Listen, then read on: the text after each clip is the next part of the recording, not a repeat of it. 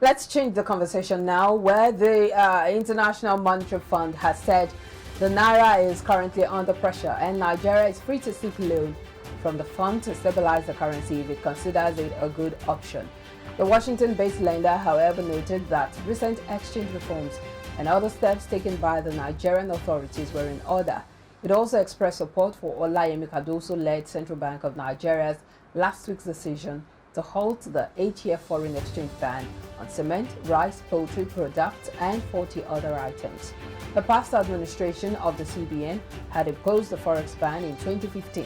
They made this known at the World Bank Group International Monetary Fund meeting in Marrakesh, Morocco. Joining us to go into this conversation is Mr. Tajuddin Olayinka, CEO, Wyoming Capital and Partners. Thank you for joining us. Good morning. Good morning. It's my pleasure. Well, the International Monetary Fund, IMF, is saying that the naira is currently under pressure, and in that same breath, they are noting that the recent exchange reforms and other steps taken by the Nigerian authorities are in order. Help us reconcile these two realities. We all know what has happened since this administration came into office. The administration of they've had to contend with so many issues. One of which is the exchange rate management problem. So clearly the issue there is just that we are having dollar liquidity challenge in the FX market, and that challenge has been there even before this administration came on board. So because of the fact that we were not using proper structure for that market, for that FX market, it made it impossible for the previous administration to stem what I would call diminishing value of the foreign reserve. The foreign reserve went down so much because they had to defend the naira. They had to defend the currency so that it will not depreciate so much. But unfortunately, that didn't help. And so that made them to actually filter away what we had in foreign reserve that will have been in position to stem the ugly tide that we are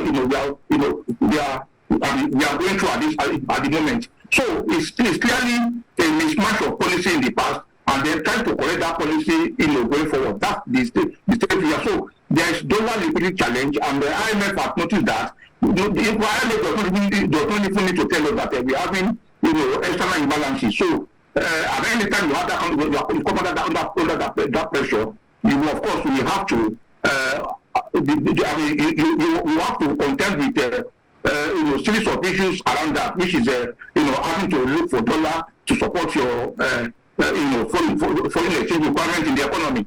So we cannot achieve that without going to IMF. That's what they are saying. Because once you have this kind of external imbalances, the next thing to do is to ask for IMF support, so that you can improve dollar liquidity in the FX market, and then you can deal with import as well as export. So that it won't be that because foreign inflows or foreign investors are not bringing money, then you cannot do anything. Because what is actually happening is that foreign investors are not coming in the usual way they used to do, because of the fact that they are not too happy with instability in that instability in the FX market. They don't want to see where they will come in and get trapped. So most of them are staying away. And one of the reasons why we are having that instability is the presence of that 43 items that were placed on FX restriction list some years back. I think that was in 2015. So yes, that problem has created some kind of divergence, exchange rate divergence that is making what we call it black market to trade at premium to official market. So anytime you try to adjust the official market to meet up with black market, you see that that divergence is not eliminated. So what is causing that divergence is those 43 items, and that's why they have they have removed them. We have been saying that long before now. In fact, even when the old Bank of Sudan was there, we told them those things were causing divergence of exchange rate. So once you have exchange divergence, there will be instability. And once you have instability, foreign investors that normally we prefer to come to official market will not come. And so that's the reason we are having, that challenge of dollar liquidity. There is no supply of dollar in the market. And when you have supply of dollar, you have to try as much as possible to create a convergence. And once you have convergence, and with the support of IMF, of course, we'll be able to deal with that liquidity challenge. And that is what the current management of CBN has done. Well, you seem to be in support of this, call by IMF for Nigeria to come, take some loan if they feel there's a need to do that. But experts in the recent past have tied the support of the international lender to some selfish interest. And now they're saying Nigeria is free to take more loans from them in the face of our roof-high debt profile. Do you sense any note of caution here? Well, I think the way I look at it, it depends on the perspective in which other analysts are looking at it. For me, once you have, this kind of challenge you are going through, when you have challenge of dollar liquidity in your FX market, not only you are having that because you're having demand that is more than supply. Are those demand genuine? Yes, they are genuine demand, but we don't have supply to back it up. And the foreign reserve that will have come to, that will have come in to help you is also not there. The foreign reserve has been reduced, going by what JP Morgan said, has been reduced to just barely a little above $3 billion. That cannot, solve your problem. So what in fact, if the past. All right, Mr. Tajuddin Olayinka there talking to us about the IMF's call on Nigeria to come take some loan from them if they feel there is a need for that, looking at the challenges with the exchange rate in the country. That's a problem on its own. The problem is that anytime you have this kind of challenge, the next thing you do is to somehow look for support, some kind of support, temporary support. IMF loan is probably a temporary support. It's not something that will be there for long. It's a temporary support just for you to be able to deal with the challenge. You can create stability. Once you have stability, foreign investors to come. And once foreign investors begin to come in, you will not have problem of dollar liquidity anymore. Why you are having problem with dollar liquidity is because the foreign investors are not coming. They are not embracing your market. They are not showing interest in the market because they are not sure of the exit route. They are not sure whether if they need to exit the market or exit your economy, they will have dollar. So that's why everyone of them is staying away. Let me come in there. But have we shown? That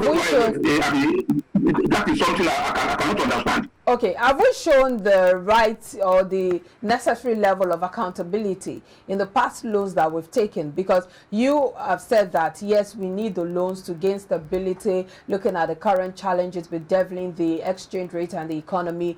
But looking at the past loans we've taken, have we shown that level of accountability in ensuring that these loans are channeled towards areas that will help us gain the stability you talked about? If you look at what happened in the past, I would say that we took loans that we ordinarily should not have taken. That was the error of the past.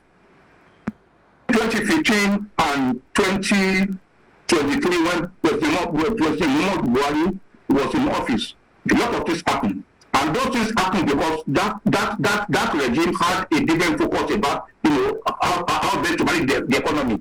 They seem to have public sector domineering focus. In which case, they were not. They so much de-emphasized private sector dominance. They didn't want private sector to be on the driver's seat. They wanted public sector to be on the driver's seat, so that government to be the one doing everything. And so, anytime you have a regime that seems to have public sector domineering focus, you will have the kind of debt, the humongous debt, that they accumulated. So, and that is why the economy is suffering.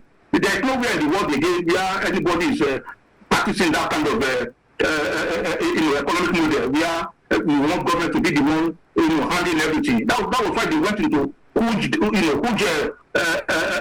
public debt.